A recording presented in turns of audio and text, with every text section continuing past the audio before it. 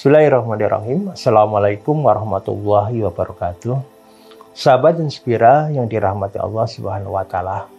Keluarga adalah miniatur negara, madrasah untuk menempa jiwa, menyemai bibit dan menyiramnya. Dari keluarga itulah nanti akan tumbuh generasi pelanjut dari sebuah keluarga yang terbangun sebelumnya. Nah, sehingga keluarga itu menempati posisi yang sangat penting untuk terus dijaga dan dirawat dan merupakan tanggung jawab kita bersama, baik sebagai orang tua, sebagai anak-anak, maupun kerabat di dalam keluarga tersebut. Dan kita pasti akan ditanya kelak di yaumul qiyamah berkenaan dengan tanggung jawab kita, apakah sebagai orang tua, sebagai suami, sebagai istri, sebagai kakak, sebagai adik, sebagai paman, terhadap seberapa keras kita berusaha untuk menjaga, merawat keluarga kita sebagaimana dikehendaki oleh Allah dan Rasul-Nya. Ada satu ulasan yang menarik yang ditulis oleh Dr. Amro Khalid berkenaan dengan peran strategis keluarga sebagai benteng afiliasi dan penjaga fitrah. Paling tidak ada beberapa poin yang beliau sampaikan. Yang pertama adalah keluarga bisa memberikan kebutuhan untuk berafiliasi. Karena fitrah dasar manusia itu adalah makhluk sosial. Ia butuh berinteraksi, dia butuh untuk bergaul, dia butuh untuk berbicara dan berkomunikasi. Apakah dengan orang lain itu adalah kakaknya, adiknya, orang tuanya, kemudian melebar kepada tetangga, kiri kanannya, sahabatnya, dan seterusnya. Pada dasar mereka adalah makhluk sosial. Nah, ada pada usia tertentu, di usia pubertas khususnya, mereka lebih terasa lagi kebutuhan ini untuk berinteraksi dengan orang lain.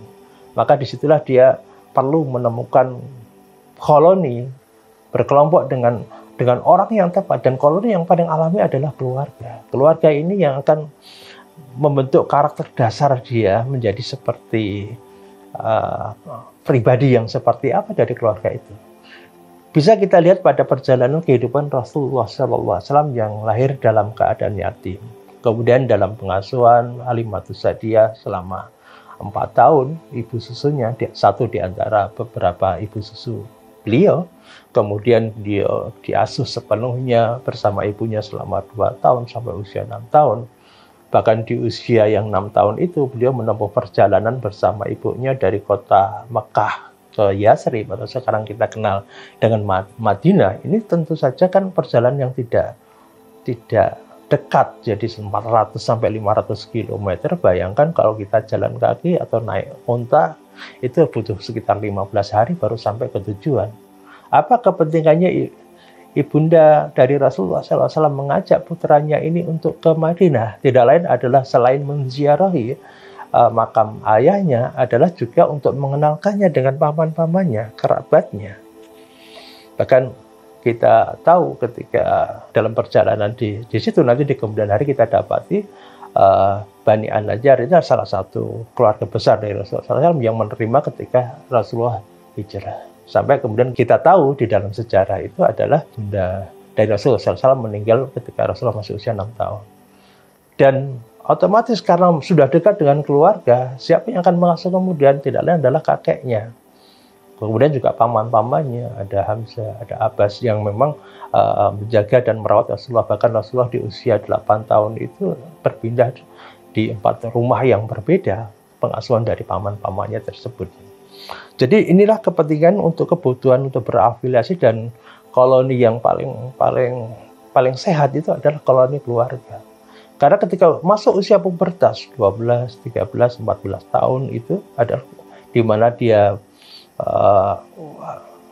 saat untuk menentukan identitas dirinya, mencari identitas dirinya seperti apa. Pada usia itu adalah akan ada banyak koloni-koloni yang siap untuk menampung dirinya ketika keluarga tidak cukup kuat untuk menjaga, mengawal anak-anak ini. Bisa jadi, nah untuk bilang menjadi, kalau kemudian dia kenal dengan benar narkoba, maka dia menjadi pecandu narkoba. Kenal dengan penjual miras, bisa jadi dia suka minum minuman keras, begitu seterusnya. Bahkan mungkin juga hari ini lebih berkembang lagi, misalkan berkenaan dengan komunitas LGBT dan lain sebagainya. Naudzubillah. Maka disinilah pentingnya keluarga untuk terus mengawal, dan keluarga itu menjadi koloni alami bagi dirinya. Kemudian yang kedua, keluarga juga bisa menjaga din dan akhlak, memelihara agama dan moral. Ya. Jadi kalau seseorang itu bangunan hubungan di dalam keluarga itu sangat kuat, sangat mungkin dia tidak mudah terkecoh, terpengaruh oleh lingkungan yang buruk yang ada di sekitarnya. Ya.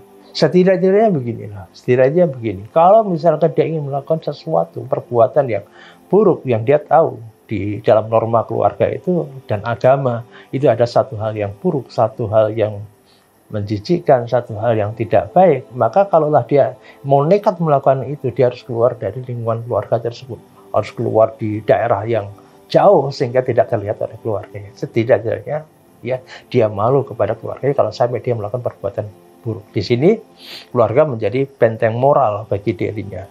Kemudian yang ketiga, kata Dr. Amr Khalid, keluarga bisa memberikan perlindungan kita ketika terjadi musibah. Ya. Kita tahu ketika Rasulullah SAW ditinggalkan oleh ibunya, maka diasuh oleh kakeknya selama 2 tahun sampai usia 8 tahun. Ketika usia 8 tahun berpindah dari satu paman yang satu dan paman yang lain, dan sampai usia bahkan 40 tahun bersama pamannya Abu Thalib. Dan padahal kita tahu sampai kemudian akhir hayatnya pamannya itu tidak beriman kepada Allah dan Rasulnya. Nah, tapi pembelaannya kepada Rasul luar biasa, ya. Ketika bahkan ada satu peristiwa yang sangat bersejarah berkenaan dengan pemboikotan selama 3 tahun di Si'ib, ya, di mana Rasulullah harus berpindah dari satu rumah ke rumah yang lain, mendapat perlindungan dari kerabatnya, kemudian juga bahan makanan tidak bisa masuk ke situ. Tapi yang menarik adalah salah satu kerabat dari Khadijah radhiyallahu anha, istri Nabi SAW, secara diam-diam memasukkan bahan makanan ke Si'ib, dan kemudian diketahui oleh orang kafir Quraisy, dan kemudian betul-betul dihardi, kemudian diperingatkan untuk tidak melakukan lagi, tapi tetap melakukan lagi, ya. Jadi tetap melakukan lagi secara diam, masukkan, dan kemudian ketika ketemu dengan Abu Sufyan ditanya ke dirinya, kenapa kamu melakukan itu? Saya melakukan itu ya karena dia adalah kerabatmu. Maka kemudian Abu Sufyan mengatakan, jangan ganggu orang yang membangun silaturahmi. Ya. Kemudian yang ketiga, ya, manfaat keluarga adalah dia bisa memberikan dukungan, rencana, ide, dan cita-cita untuk berkembang dan melakukan perubahan menuju kebaikan. Satu nasihat penting dari kakek Nabi SAW yang disampaikan kepada putranya Abu Thalib berkenaan dengan Rasulullah SAW, dia mengatakan, jagalah dia nanti akan menjadi sosok manusia yang berkedudukan yang tinggi. Maka aku berwasiat kepadamu agar kamu menjaganya. Dan itu dilakukan oleh Abu Thalib sampai wafatnya. Ya. Sampai wafatnya dijaga betul. Ya. Sampai kemudian Abu Thalib suatu ketika mengatakan kepada Rasulullah SAW, ya, lakukan apa yang kamu yakini sebagai sebuah kebenaran, dan aku akan menjagamu. Jadi dalam kehidupan hari ini juga butuh yang namanya keponakan, kemudian sepupu, itu saling memberikan motivasi dan dukungan untuk meraih cita-cita. Bila perlu ketika kita melihat ada keluarga yang secara ekonomi tidak mampu, ya mungkin kita bisa membantu dia untuk bisa mewujudkan cita-citanya, apa dalam sisi materi atau dalam hal koneksi, atau kita hubungan dengan orang-orang yang bisa membantu untuk mewujudkan cita-citanya. Kemudian selain daripada itu, kata Dr. Amr Khalid, keluarga juga dapat memberikan banyak hal yang lain. Misalkan ketika ada pertemuan keluarga, misalnya pertemuan keluarga besar, ketika kenal satu sama lain, oh ternyata Fulan belum menikah, Fulana belum menikah, bisa jadi nanti saling terhubung. Oh mungkin siapa tahu bisa cocok dengan teman saya, oh siapa tahu cocok dengan sepupu dari kerabat dekat yang lain, dan lain sebagainya, ya. Jadi ada banyak mana, termasuk diantaranya adalah ketika mungkin menemukan ada di antara kerabatnya yang secara ekonomi butuh dibantu, bisa jadi keluarga itu bisa memberikan bantuan.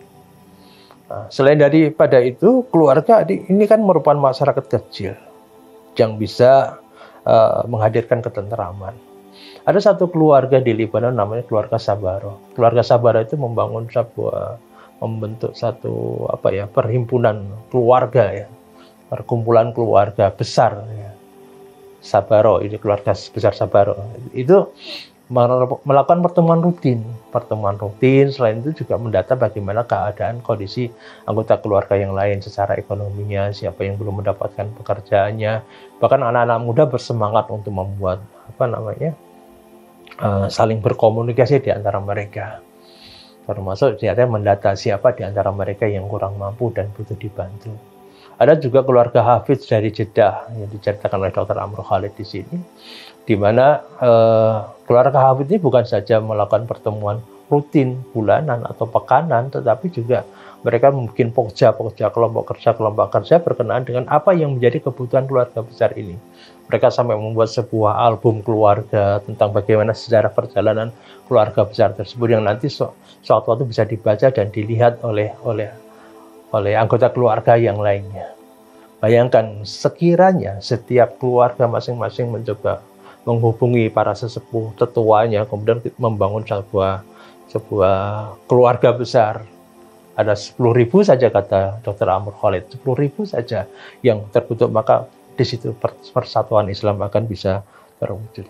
Dan saja banyak hal yang lain yang bisa diwujudkan ketika sebuah keluarga, tatanan keluarga itu dibangun dan memiliki hubungan yang sangat kuat di antara mereka. Inilah pentingnya kita paham bersama bahwa keluarga itu menjadi koloni alami dan benteng afiliasi.